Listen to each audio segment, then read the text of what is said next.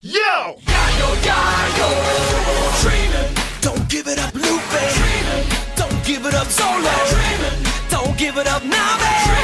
Don't give it up, give it up, give it up, give it up, give it up. Hey guys, welcome back to the channel. It's been a little bit since I uploaded a video, but today I want to upload my two decks that I used to win the Buddy Battle tournament we just had here at my locals. Me and my buddy Brent went undefeated, piloting Katakuri and Doflamingo. And I'm just going to go over those deck lists real quick. But first and foremost, my buddy Brent and I don't know if you know this, we're on a podcast. It's called the Men of Zen Podcast, and we are a part of the Barn Media Group. I'll put a link in the description down below. You should go check that out if you like podcasts about music, gaming, anime, and a large amount of other topics there. We got everything you need down at the barn.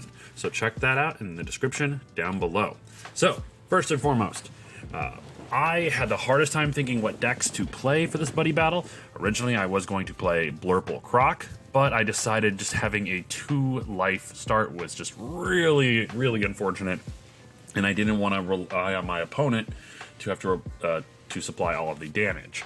So, I decided to play Doflamingo instead, which then left the question of what is my partner Brent going to play. He is a red player for the most part, but we couldn't agree on Zoro or Whitebeard, so we ended up playing Katakuri, and I think ultimately that was the best choice because we were able to just continuously rebuild our lives while supplying damage. It was such a good game. Both opponents we played, amazing. Both games were super close, but in the end, we were able to get that win, and I'll go over the deck lists real quick. So, like I said, Katakuri, being able to swing it for 7k each swing while looking at my opponent's life and our lives was really good. Highly recommend it. Of course, we ran the 4 copies of Sanji, 4 copies of Charlotte Cracker, which its ability never came off, but mostly we just wanted it there for the being able to play from life, which did happen, if I believe correctly.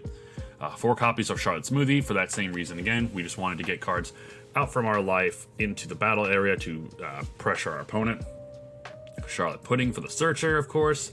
4 Perospero, which came in clutch. Once it was KO'd, it just, we were able to find other targets. I only ran 3 Big Mom because 1, you're never going to play more than 2. Actually playing more than 1 is going to be insane. We were able to play 1, which helped out quite a bit because in the buddy battle format, my partner Brent chose one of our opponents. He then took a life, but then he was able to give me that life because he didn't want to give Brent any more of his life.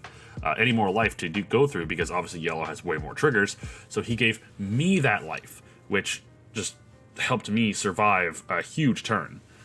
But yeah, I don't think you really need to run more than 3 copies. You do a lot of searching in the stack, it clogs up if you see too many. So I think 3 is a good number, specifically for Buddy Battle. Of course, we have 4 copies of Struzen. Now you have the 2 copies of the Katakuri Secret Rare. Card is nutty. It was able to help him gang and life, and then also bottom deck some of our opponent's biggest boss threats, or not bottom deck, I'm sorry, bottom life some of our opponent's biggest boss threats. When we played a Kinemon, he played Odin. We were able to bounce at the bottom of his life, so we were able to stop him from applying pressure to our board. Love it. Charlotte Katakuri came up once with its rush ability, but for the most part, it's just another body there. If we are not doing so hot in the beginning, we can rush our opponent, and then also, being able to look at my opponent's life. Really good. 3 copies of Brûlée. This came in clutch during one of our last game, where they went in for the swing to take out the last 2. We were able to pull this off a life and able to survive and keep that last life, which is going to be very important at the end, I'll explain. But this card, MVP. Of course, 4 copies of Charlotte Pudding. That's another 2k counter. 7-drop Big Mom. Awesome card. Once again, just forcing your opponent to make that decision when we're already on such low life totals is phenomenal. Next, we had 2 copies of Ikaku Sovereignty. This helped immensely when our opponent swung in with a double attack Banish Yamato. We were able to survive the attack. Wonderful stuff. Now, this Thunderbolt is what won us the game. Basically, our last opponent had a blocker. Both of them had 0 life.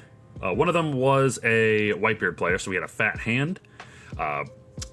We had our 10-drop Big Mom on board and the leader swing for Katakuri. So what we did was we used Thunderbolt to take the last life that we were able to save because we pulled a Brûlé out of life, KO his blocker, and then we swung 19k into the 5k leader, which was a Magellan leader, and we were able to... They were not able to counter out of it.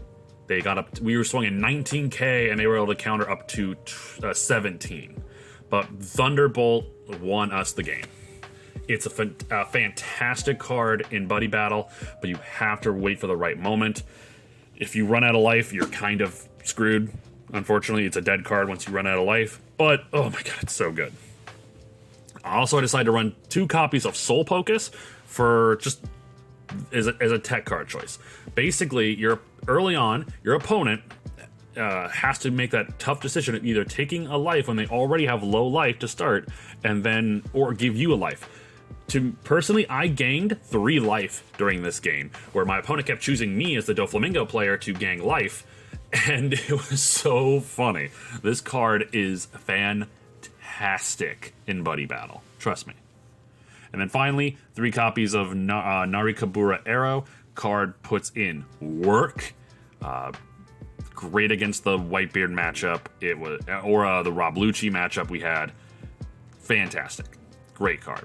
So that is the Doflamingo. This is the Katakuri list that we used. And now let's move on over to the Doflamingo list.